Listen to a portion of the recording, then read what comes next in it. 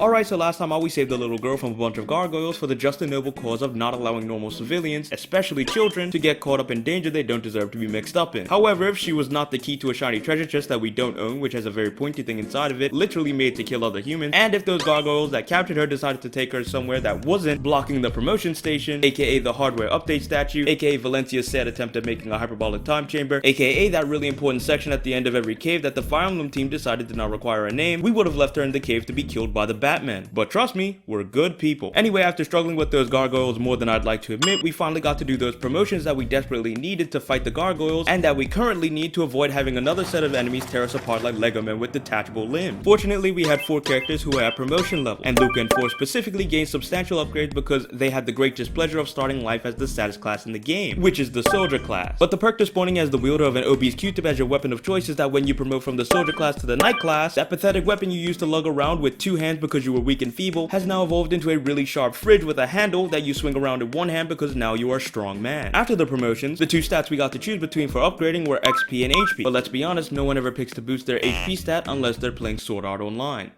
Get it? Cause like Sword Art Online, you die in the game, you die in real life, so you want to have more HP so that you never die in the first place. Also, I assume that the XP boost would mean that if the unit was close enough to leveling up, they would, you know, level up. But apparently the way it works is by bumping the selected unit's XP up to 99 regardless of how much XP they had before the boost. And also, cannot level up the unit. Which is information I learned the hard way because if you were wondering what happens if you try to boost someone's XP when it's already at 99, it just takes that as using an attempt even though nothing happened. So in my case, I used 2 out of the 3 available boosts on Cliff because I didn't know any better, which obviously means that one of those 2 boosts were completely wasted. Which if you ask me, is great game design. It's almost like getting ripped off in real life. Also, I think this is where my masochism starts showing because when I realized what happened and I had the opportunity to go back to my last save point and use the boost properly, the thing I decided to do instead was save the game so I could not go back, and then said, and I quote, "I'll eat that," aka I'll hold that L, aka the type of thing you do if you hate yourself. Either way, we got the promotions we came for and saved the little girl. But more importantly than saving the child, we can now get a shiny new stabby thing out of that man's treasure chest.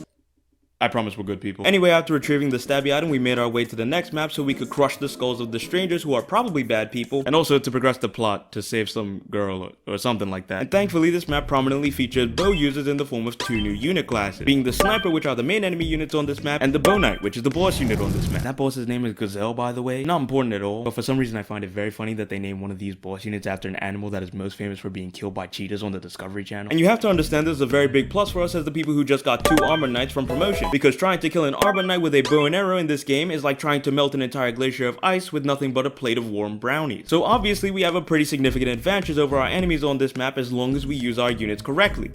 Very simple.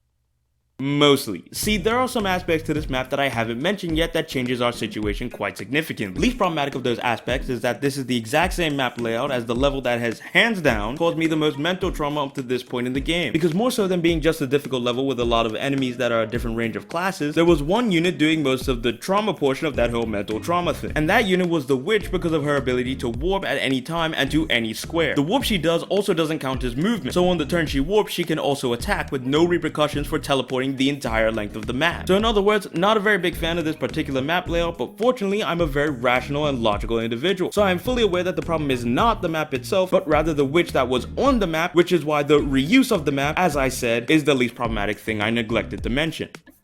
The most problematic thing is that there is a witch again. Twice.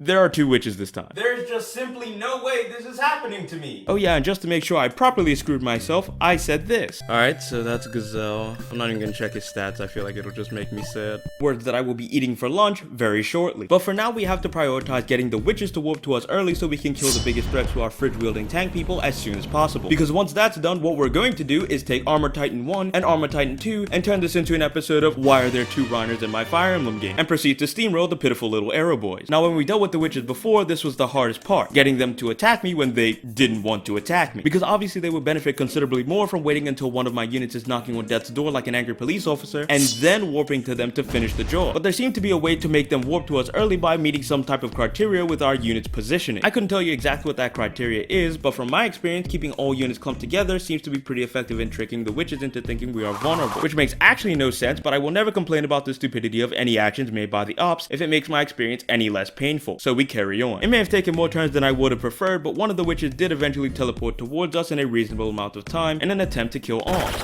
very cool. And the other witch started close enough to us that 2 enemy phases worth of walking put her in head splitting distance as well. So then we had our mage killers take it from there. After both mages were forcefully ejected from the battlefield, all we had to do was take the walking walls with thumbs and suffocate the rest of the remaining archer enemy units, which I will remind you cannot hurt the walls with thumbs, so there's very little to be worried about. And I say very little to worry about because there is still a chance one of our non-wall with thumb units could be attacked. Under normal circumstances, a map made exclusively of archers or some variant of bow users is easy to deal with when you have armor knights because, you know, you have armor knights and you don't even have to think about putting other more arrow intolerant units close to the action. But because of the whole clump together strat we had to use to make the mages warp to us, there were more units in enemy striking range than I would like. With the exception of one character I tend to baby throw at any given level because they have the durability of a house of cards. That character is Silk, and I made sure that she was out of reach from all the snipers based on my knowledge of their movement and attack range. Except, if you've been keeping up with me, you would know that there is one unit's range that I don't know because of those words I said I'll be eating for lunch very shortly. And would you look at that, it's lunchtime, right about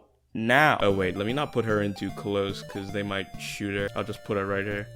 Oh, I should have given EXP to Silk. Because then she could potentially learn, what's it called? Wait a second!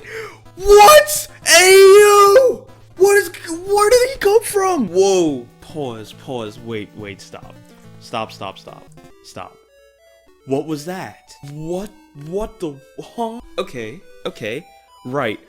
Did they want to tell me that he was capable of that? That's disgusting. They understand that, right? Did we all see that? He's on a horse, so he obviously has like 7 movement. And then he moves, he doesn't even get close to Silk. And he shoot, oh, come on, man. I should have checked. He probably has a steal. Yeah, he doesn't have an item? Is it that serious? Goodness. Why can he do that? I can understand the movement because he certainly is riding a horse, but who on the design team hated humanity enough to also give it 5 attack range without holding a weapon?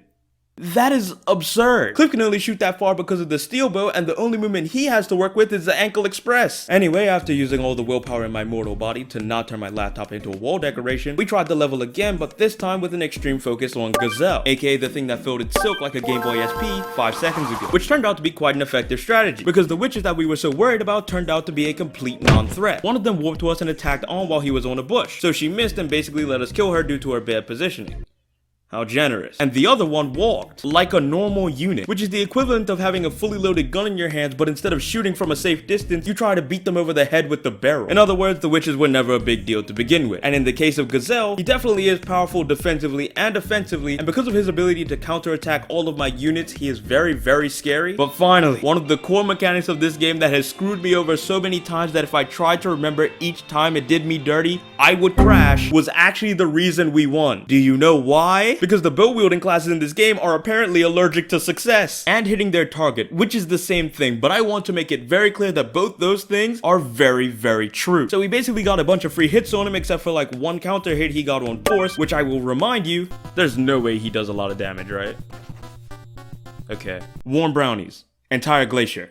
He'll be fine. Anyway, after that, everything was basically smooth sailing from there. So much so, in fact, that the main things that I was thinking about was how cool the sniper class design is, and why do they look like Shredder from the Teenage Mutant Ninja Turtles. So we cleaned up what remained of Gazelle's men and are now able to move on to Tatara and Dyut, which is the map I have been dreading because Dyut is Ryuto's little sister that we have to save, but she is apparently a bit of a handful to rescue, from what I've heard. Regardless, that's all for now. Hopefully next time you hear from me, all I will have are good things to say about this game, which probably won't happen, but hope is good for the brain, so I'm sticking to it.